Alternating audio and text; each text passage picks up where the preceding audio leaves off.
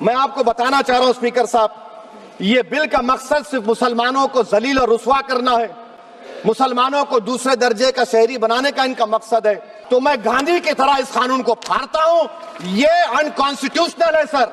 वक्त में क्या हुआ है सर कि कल पास हो गया सर लोकसभा में, आज राज्यसभा में बहस चल रही है। हाँ, पाकिस्तान को पता नहीं क्यों दिक्कत हुई है सर। क्या कर रहा है पाकिस्तान? कुछ दर्द हुआ है। मोदी वो तो पहले दिन से मुसलमानों के खिलाफ है, वो पहले महीने से उनके लोग, उसकी बीजेपी, ये जो लोग मुसलमानों को मारने लगे हैं। वक्फ बिल का लाना भाजपा की सियासी हट है। वक्फ बिल भाजपा की सांप्रदायिक राजनीति का नया रूप है। बट फिर भी जो दोनों बाबू लोग हैं जिनके ऊपर सर के ऊपर आज गवर्नमेंट चल रही है, दोनों का जो वोट बैंक है वो मुसलमान वोट बैंक भी है, क्या वो उनको नाराज कर सकते? दोनों चंद्रबाबू नायडू और नीतीश बाबू, दोनों बाबुओं के पास जो वोट बैंक आप कह रहे हैं मुस्लिम है, लेकिन मुस्लिम वोट बैंक इरेलेवेंट हो चुका है 2014 में, जब थंपिंग हिंदू मेजोरिटी के वोट बैंक से मोदी आए हैं। और मोदी ने इस सफलता को बहुत बार रिपीट किया है। भारत के मुसलमान की बात कर रहा हूँ, अलग ही बुद्धि से चल रहे हो, तो जो पढ़े लिखे भी होते हैं उन पे इतनी आंखों में पट्टी बंधी रहती है मजहब की, वो कभी ज्ञान की, अकल की, तर्कों के आधार पर कोई बात नहीं करना चाहते। भारत का मुसलमान बड़ा हिपोक्रेट मुसलमान होता है, उसके दिमाग में फीड कर दिया गया है, चिप लगा दी गई है कि तुमने 800 साल राज किया।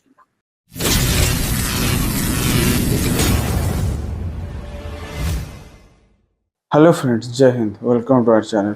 तो दोस्तों, वक्फ बोर्ड अमेंडमेंट बिल जो लोकसभा में पास हो गया था और राज्यसभा में वोटिंग चालू थी, उसकी वजह से इंडिया में जो कंट्रोवर्सी चल रही है वो अलग बात है, पर पाकिस्तान वालों को भी जल रही है, वो लोग भी रो रहे हैं।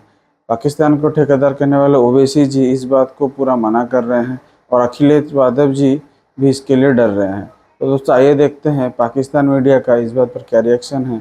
मैं मिलता हूँ वीडियो के एंड पे। वक्फ अमेंडमेंट बिल पास होते ही सबके हाथों के तोते उड़ गए। इसके जो जहर के दांत थे, वो जहर के दांत पूरी तरह से निकाल दिए गए और वो उन्होंने एक अमेंडमेंट सरकार की तरफ से पेश कर दिया। क्लॉज नंबर 4 में और क्लॉज नंबर 4A नया इन्होंने ऐड किया।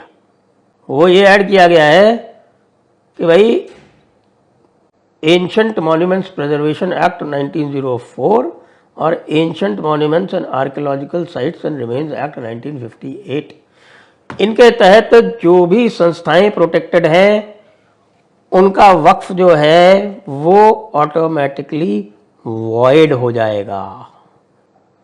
प्रॉपर्टीज, कोई भी वक्फ का नोटिफिकेशन है या आगे होगा वो अपने आप वॉइड हो जाएगा। तो भाई इसमें कौन कौन से आते हैं आपको बता चुके हैं ना हम। जो 9 मुख्य मंदिरों की हम बात किया करते थे ना, वो 9 के 9 जो मंदिर हैं वो वक्फ से मुक्त हो गए। ताजमहल को वक्फ बोर्ड ने अपनी प्रॉपर्टी डिक्लेयर कर रखा है कि साहब ये वक्फ प्रॉपर्टी है, और उसके विरुद्ध ASI जो है वो सुप्रीम कोर्ट में गया हुआ है। अब इसके आते ही ताजमहल से वक्फ बोर्ड का दावा समाप्त। और एक बार और बता दें आपको, खैर सरकारी ज़मीनों का तो इलाज हो गया, क्योंकि वक्फ बाई यूज़र और सरकारी ज़मीन वाला जो है वो सारा का सारा मामला बिल्कुल क्लैरिटी हो गई उसमें कि किसी भी सरकारी ज़मीन पर कोई भी वक्फ जो है यदि है तो वो अवैध है और उसका कब्जा वापस ले लिया जाएगा। क्योंकि वक्फ बाई यूज़र जो है उसमें लिखा हुआ है कि रजिस्टर्ड वक्फ बाई यूज़र जो है उसको रेट्रोस्पेक्टिवली डिस्टर्ब नहीं किया जाएगा।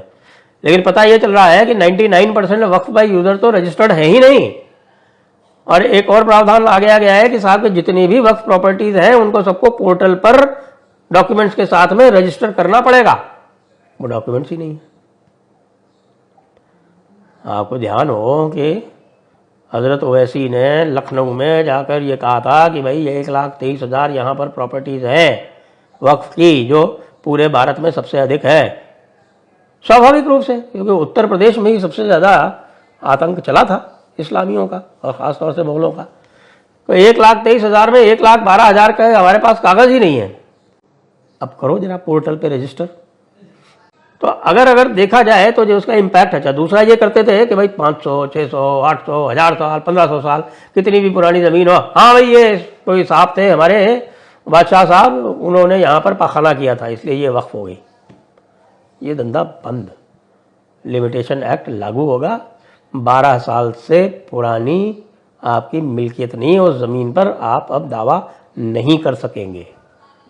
सर, ये वक्फ तरमीमी बिल भारत के गयूर मुसलमानों के ईमान पर, इबादत पर एक हमला है।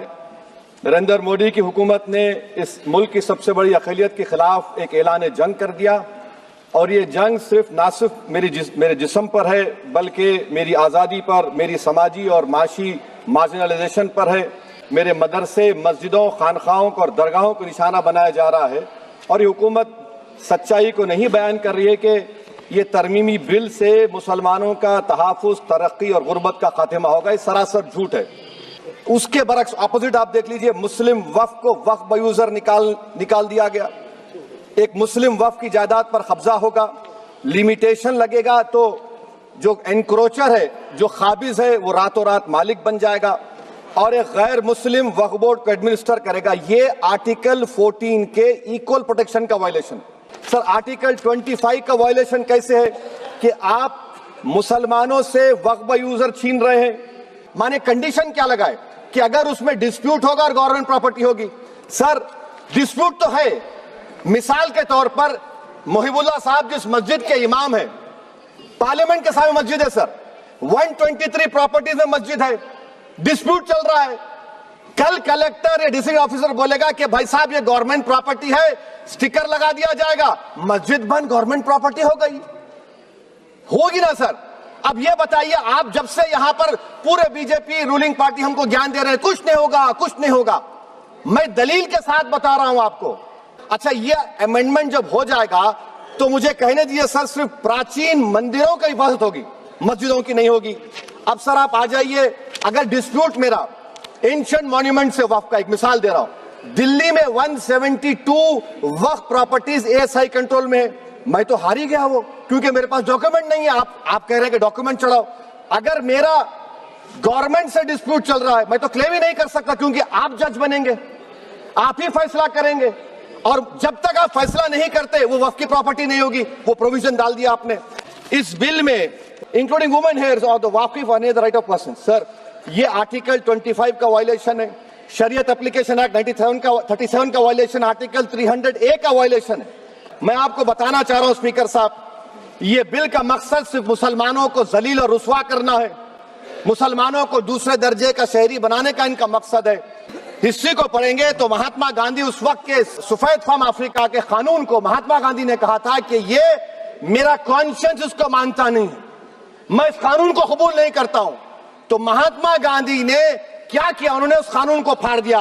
तो मैं गांधी की तरह इस कानून को फाड़ता हूं, ये अनकॉन्स्टिट्यूशनल है सर।